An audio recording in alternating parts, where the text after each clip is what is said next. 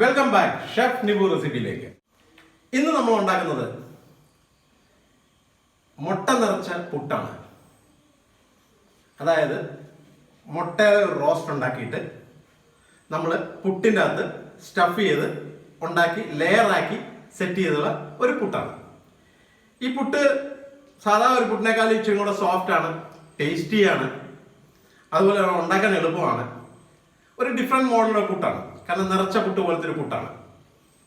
അപ്പോൾ ഇത് എങ്ങനെയാണ് ഉണ്ടാക്കുന്നതെന്നുള്ള നമ്മുടെ കുക്കിങ്ങിലേക്ക് നമുക്ക് പോകാം. ഇതൊക്കെയാണ് നമ്മുടെ മുട്ട നിറച്ച പുട്ടിന് വേണ്ട ഇൻഗ്രീഡിയൻസ്: തേങ്ങ, turmeric powder, Kashmiri chilli powder, coriander powder, garam masala, egg, ginger garlic paste, green chilli, curry leaves, ginger, onion, tomato, garlic, salt, പുട്ടുപൊടി, വാം വാട്ടർ. ഈ വെള്ളം ഞാൻ ചെറുതായി ചൂടാക്കിയ വെള്ളമാണ്. ഇതിനകത്ത് ഉപ്പിട്ടാണ് ഞാൻ ചെറുതാക്കി ചൂടാക്കി വെച്ചിരിക്കുന്നത്. കാരണം പുട്ട് നമ്മൾ മിക്സ് ചെയ്യുമ്പോൾ ഉപ്പിട്ട വെള്ളമാണ് ഇതിൻ്റെ അകത്ത് ചെറു ചൂടിൽ വേണം മിക്സ് ചെയ്യാൻ, എന്നാലേ പുട്ടിന് സോഫ്റ്റ് ഉണ്ടാവുള്ളൂ.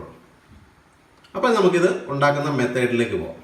ആദ്യം നമുക്ക് പുട്ടുപൊടി ഒന്ന് മിക്സ് ചെയ്യാം. അപ്പം ഞാനിവിടെ പുട്ട് പൗഡർ റെഡിയാണ്. അതിൽ നമ്മൾ വെള്ളം റെഡിയാക്കി വെച്ചിട്ടുണ്ട്. ഒരു വാം വാട്ടറിൻ്റെ അകത്ത് ഉപ്പ് കലക്കി വെച്ചുള്ള വെള്ളമാണിത്.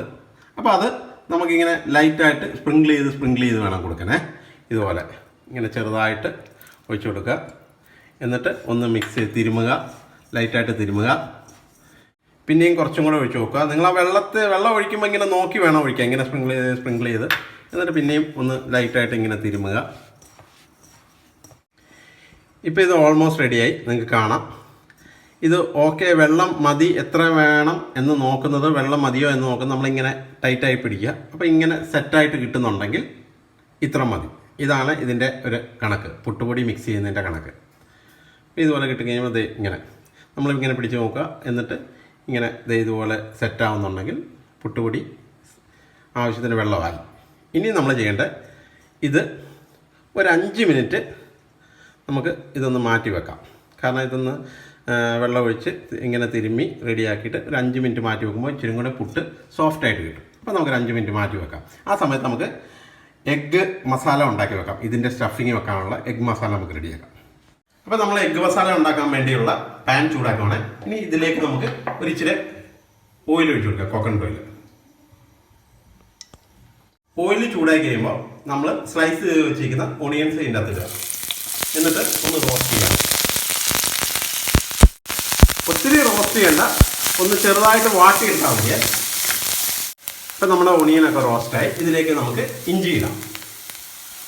അതിൻ്റെ കൂടെ തന്നെ നമുക്ക് ഗാർലിക്കും കൂടെ ഇടാം, ചോപ്പ് ചെയ്ത് വെച്ചിരിക്കുന്ന ഗാർലിക്കും കൂടെ. എന്നിട്ട് ഇതൊന്ന് ലൈറ്റായിട്ട് റോസ്റ്റ് ചെയ്യാം.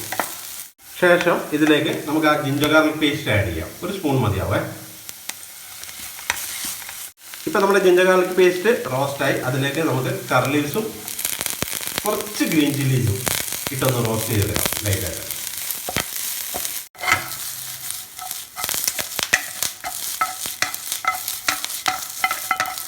ഇനി ഇതിലേക്ക് നമുക്ക് ടൊമാറ്റോസ് ആഡ് ചെയ്യാം. എന്നിട്ട് ഇതൊന്ന് റോസ്റ്റ് ചെയ്ത്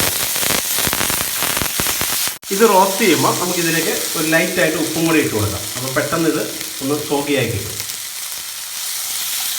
ഇപ്പോൾ ഇത് റോസ്റ്റ് ആയിരിക്കുകയാണ്. ഇതിലേക്ക് നമുക്ക് മസാലാസ് ആഡ് ചെയ്യാം. 1 സ്പൂൺ മുളക് പൊടി, ഒരു 1/2 സ്പൂൺ മല്ലിപ്പൊടി, കൊറിയാണ്ടർ പൗഡർ, ഒരു 1/4 സ്പൂൺ മഞ്ഞൾപ്പൊടി, ടെർമറിക് പൗഡർ. ഇത്ര ഇട്ടൊന്ന് ലൈറ്റായിട്ട് റോസ്റ്റ് ചെയ്യാം. ഇപ്പം നമ്മുടെ മസാല നല്ല കുക്കായിരിക്കുകയാണ്. ഇതിലേക്ക് നമുക്ക് കുറച്ച് വെള്ളം ഒഴിക്കാം. ഈ മസാലയിലേക്ക് കുറച്ച് ചിക്കൻ മസാല പൗഡർ ആഡ് ചെയ്യാം. ഇതൊരു സീക്രട്ടാണ്. കാരണം ആ എഗ്ഗ് മസാലയ്ക്ക് ചെറിയൊരു ടേസ്റ്റ് കിട്ടാൻ വേണ്ടി നമ്മൾ ലൈറ്റായിട്ടൊരു ചിക്കൻ മസാല പൗഡർ ആഡ് ചെയ്യുന്നുണ്ട്. നിങ്ങൾക്ക് ചേർക്കാം, ഇല്ലാതെയും ചെയ്യാം. പക്ഷേ ഇത് ചേർത്ത് കഴിഞ്ഞാൽ ഇച്ചിരി ടേസ്റ്റ് നല്ല രീതിയിൽ നിൽക്കും. ഇപ്പോൾ മസാല ഓൾമോസ്റ്റ് റെഡിയായി. നല്ല മണമാണ് വരുന്ന മസാലയ്ക്ക്. നമുക്കിതിലേക്ക് നമ്മൾ ബോയിൽ ചെയ്ത് വെച്ചിരിക്കുന്ന എഗ്ഗും കൂടി ഇടാം. എന്നിട്ട് ഇതൊന്ന് നമുക്ക് ടോസ് ചെയ്ത് മസാലയൊക്കെ ഒന്ന് മുട്ടയിലൊന്ന് പിടിപ്പിച്ച് കൊടുക്കാം. ഒരു 2 മിനിറ്റ് ആ മുട്ടയും കൂടെ ഇട്ടൊന്ന് കുക്ക് ചെയ്തെടുക്കാം. ഇപ്പം നമ്മുടെ എഗ് മസാല നല്ല സെറ്റപ്പായിട്ട് റെഡി ആയിരിക്കുകയാണ്. നമുക്കിതൊരു ബൗളിലേക്ക് മാറ്റി വെക്കാം. എന്നിട്ട് നമുക്ക് ഇനി പുട്ടുണ്ടാക്കുന്ന മെത്തേഡിലേക്ക് പോകാം. ഇപ്പം നമ്മുടെ നിറച്ച പുട്ടുണ്ടാക്കാനുള്ള വെള്ളം തിളപ്പിച്ചു നമ്മൾ. അത് പ്രഷർ കുക്കറിലാണ് നമ്മൾ ചെയ്യുന്നത്. അപ്പോൾ പ്രഷർ കുക്കറിനകത്താണ് നമ്മൾ ആവിയൊക്കെ കൊടുക്കുന്നത്. അപ്പോൾ അതിന് വേണ്ട ചിരട്ടയൊക്കെ വെച്ച് നമ്മൾ വെള്ളം തിളപ്പിച്ച് ഇപ്പോൾ ആവി വരാൻ തുടങ്ങി. ഇനി നമുക്ക് പുട്ട് പൗഡറും മുട്ടയും ഒക്കെ വെച്ച് നമുക്കൊന്ന് സ്റ്റഫ് ചെയ്ത് റെഡിയാക്കിയെടുക്കാം. അപ്പോൾ നമുക്ക് ഈ ചിരട്ടയ്ക്കകത്തേക്ക് ഫില്ലിങ് ചെയ്യുന്ന മെത്തേഡ് കാണാം. ഫസ്റ്റ് നമ്മൾ ഈ ചിരട്ടയിലേക്ക് തേങ്ങ ഇട്ട് കൊടുക്കുകയാണേ. തേങ്ങയാണ് ഇതിൻ്റെ അടിയിലെ ബേസ്മെൻ്റായിട്ട് നമ്മൾ ഇട്ട് കൊടുക്കുന്നത്. അതിനുശേഷം ഇതിലേക്ക് ലൈറ്റായിട്ട് നമ്മൾ ഈ മിക്സ് ചെയ്ത് വെച്ചിരിക്കുന്ന പുട്ടുപൊടി ഇട്ട് കൊടുക്കുന്നു. ലൈറ്റായിട്ട് പ്രസ് ചെയ്യണ്ടേ, ലൈറ്റായിട്ട് ഇങ്ങനെ ഇട്ട് കൊടുത്താൽ മതിയേ.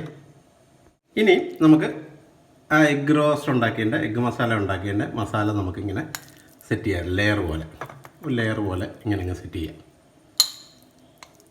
ഇപ്പം നമ്മൾ ആ മസാല വെച്ച് ലെയർ പോലെ സെറ്റ് ചെയ്യിക്കുകയാണ്.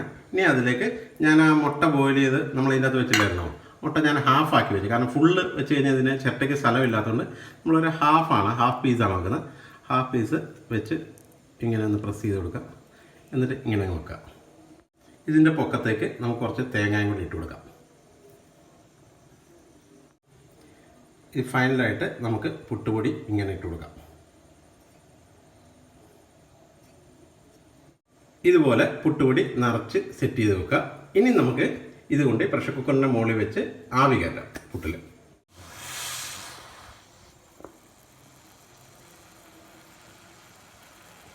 ഇതുപോലെ വെച്ചിട്ട് നമുക്ക് ആവി വരുന്നവരെ വെയിറ്റ് ചെയ്യാം.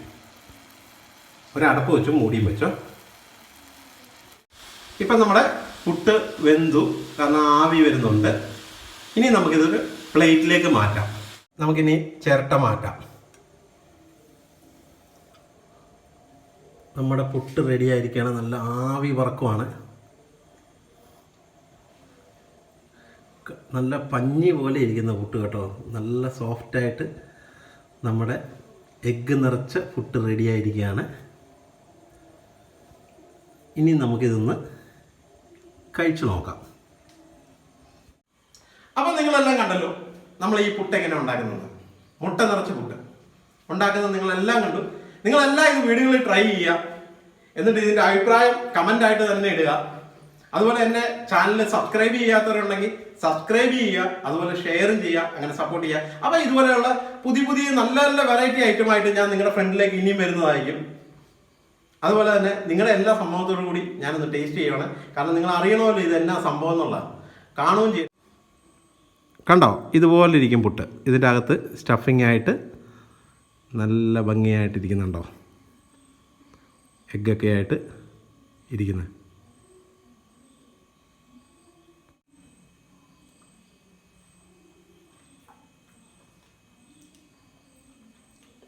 പുട്ട് നല്ല മയമുണ്ട്, നല്ല സോഫ്റ്റാണ്. മസാല കൂടെ വന്നുകൊണ്ട് നല്ല ടേസ്റ്റാണ്. ഒരു ഡിഫറെൻറ്റ് ഫീലിംഗ് ആണ്. നിങ്ങളെല്ലാം വീടുകളിൽ ട്രൈ ചെയ്യാം. അപ്പം നമുക്ക് അടുത്ത കുക്കിംഗ് ക്ലാസ്സിൽ കാണാം.